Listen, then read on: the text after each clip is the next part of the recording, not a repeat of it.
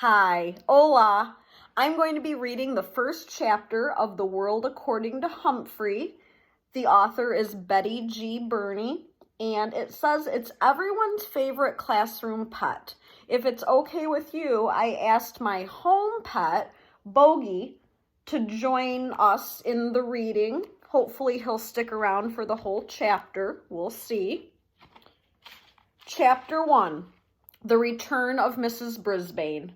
Today was the worst day of my life. Ms. Mack left room 26 of Longfellow School for good, and that's bad. Worse yet, Mrs. Brisbane came back. Until today, I didn't even know there was a Mrs. Brisbane. Lucky me. Now I want to know, what was Ms. Mack thinking? She must have known that soon she'd be leaving without me and that Mrs. Brisbane would come back to room 26 and I'd be stuck with her. I still love Ms. Mack more than any human or hamster on earth. But what was she thinking? You can learn a lot about yourself by taking care of another species, she told me on the way home the day that she got me. You'll teach those kids a thing or two.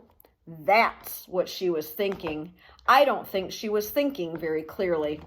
I'm never going to squeak to her again. Of course, I'll probably never see her again because she's gone. But if she comes back, I'm not even going to look at her. I know that last sentence doesn't make sense. It's hard to make sense when your heart is broken. On the other hand, until Ms. Mack arrived, I was going nowhere down at Petorama. My days were spent sitting around looking at a bunch of furry things in cages just like mine. We were treated all right. Regular meals, clean cages, music piped in all day. Over the music, Carl, the store clerk, would answer the phone. Open 9 to 9, 7 days a week, corner of 5th and Alder, next to the Dairy Maid. Back then, I feared I'd never see 5th and Alder, much less the Dairy Maid. Sometimes I'd see human eyes and noses, not always as clean as they should be, poking up against the glass. Nothing ever came of it. The children were excited to see me, but the parents usually had other ideas. Oh, come see the fishes, Cornelia. So colorful and so much easier to take care of than a hamster, Mama might say. Or, no, Norbert. They have the cutest little puppies over here. After all, a dog is a boy's best friend. So there we were, hamsters, gerbils, mice, and guinea pigs, not nearly as popular as the fish, cats, or dogs. I suspected that I'd be spinning my wheel at Petorama forever. But once Ms. Mack carried me out the door a short 6 weeks ago, my life changed fast. I saw 5th. I saw Alder. I saw the Dairy Maid with the statue of a cow in an apron outside. I was dozing when she first came to Petorama, as I do during the day because hamsters are more active at night. Hello, a warm voice awakened me. When I opened my eyes, I saw a mass of bouncy black curls, a big happy smile, huge dark eyes. She smelled of apples. It was love at first sight. Aren't you the bright-eyed one? She asked. And might I return the compliment? I replied. Of course, it came out squeak, as usual. Ms. Mack opened up her purse with the big pink and blue flowers on it. I'll take him, she told Carl. He's obviously the most intelligent and handsome hamster you have. Carl grunted. Then Ms. Mack picked out a respectable cage. Okay, not the 3-story pagoda I'd had my eye on, but a nice cage. And soon, amid squeals of encouragement from my friends in the pet department, from the teeniest white mouse to the lumbering chinchilla, I left Petorama with high hopes. We sped down the street in Ms. Mack's bright yellow car. She called it a bug, but I could see it was really a car. She carried my cage up the stairs to her apartment. We ate apples. We watched TV. She let me run around outside my cage. She gave me my very own name, Humphrey. And she told me all about room 26 where we'd be going the next morning. And since you're an intelligent hamster who is going to school, I have a present for you, Humphrey, she said. And then she gave me a tiny little notebook and a tiny little pencil. I got these for you at the doll shop, she explained. She tucked them behind my mirror where no one could see them except me.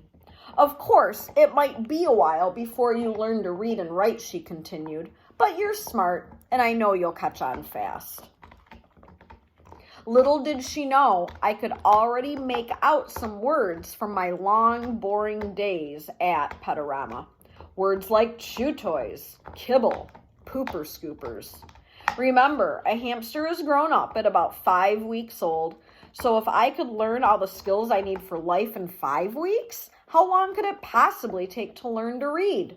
I'll tell you, a week. Yep, in a week, I could read and even write a little with the tiny pencil. In addition to schoolwork, I learned quite a bit about the other students in room 26, like lower your voice, AJ, and speak up, Saya, and wait for the bell, Garth, and golden Miranda. Even after I found out her name is really Miranda Golden, I thought of her as Golden Miranda because of her long blonde hair. After all, I am a golden hamster. Yes, life in room 26 suited me well during the day. My cage had all the comforts a hamster could ask for. I had bars on the window to protect me from my enemies. I had a little sleeping house in one corner where no one could see or bother me. There was my wheel to spin on, of course, and a lovely pile of nesting material. My mirror came in handy to check my grooming and to hide my notebook. In one corner, I kept my food. The opposite corner was my bathroom area because hamsters like to keep their poo away from their food. Who doesn't? All my needs were taken care of in one convenient cage. At night, I went home from school with Ms. Mack and we watched TV or listened to music. Sometimes Ms. Mack played her bongo drums. She made a tunnel on the floor so I could race and wiggle to my hamster heart's content. Oh, the memories of those 6 weeks with Morgan McNamara. That's her real name. But she told her students to call her Ms. Mack. That's how nice she is, or was. On the weekends, Ms. Mackin had all kinds of adventures. She put me in her shirt pocket, right over her heart, and took me with her to the laundry room. She had friends over and they laughed and made a fuss over me. She even took me for a bike ride once. I can still feel the wind in my fur. I didn't have an inkling until this morning of the unsqueakable thing she was about to do to me. On the way to work, she said, Humphrey, I hate to tell you, but this is my last day in room 26, and I'm going to miss you more than you'll ever know. What was she saying? I hung onto my wheel for dear life. You see, it's really Mrs. Brisbane's class. Just before school started, her husband was in an accident, so I took over the class. Today she's coming back for good. Good? I could see nothing good in what Ms. Mack was saying. Besides, I want to see the world, Humphrey, she told me. Fine with me. I've thoroughly enjoyed all the world I've seen so far and would go to the ends of the earth with Ms. Mack. But she wasn't finished yet. But I can't take you with me. All hopes dashed completely.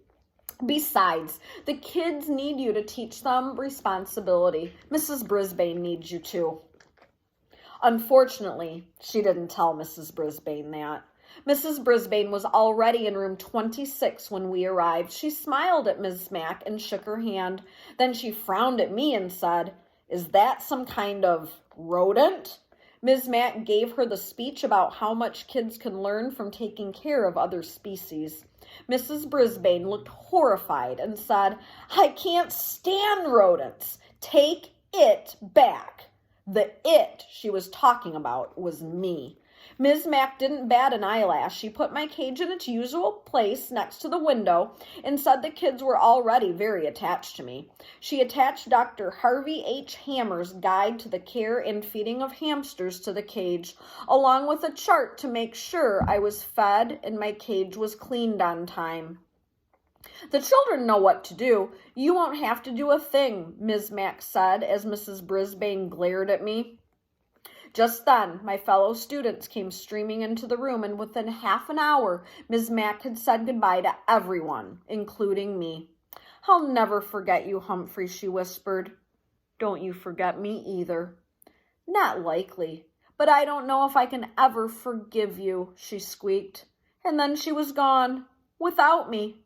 Mrs. Brisbane didn't even come close to my cage until recess. Then she walked over and said, "Mister, you've got to go." But she doesn't know my secret. The latch on my cage doesn't work. It never has. It's the lock that doesn't lock. So I've got news for Mrs. Brisbane. If I've got to go, it will be when and where I decide to go, not her. Meanwhile, I'm not turning my back on this woman, not for a second. If I ever disappear and someone finds this notebook, just check out Mrs. Brisbane, please. Tip 1. Choose your new hamster's home very carefully and make sure it is secure. Hamsters are skillful escape artists, and once out of their cages, they are very difficult to find. Guide to the Care and Feeding of Hamsters, Dr. Harvey H. Hammer. Thank you for listening to, hey Bogey, thank you for listening to Chapter 1. Bye. Adios.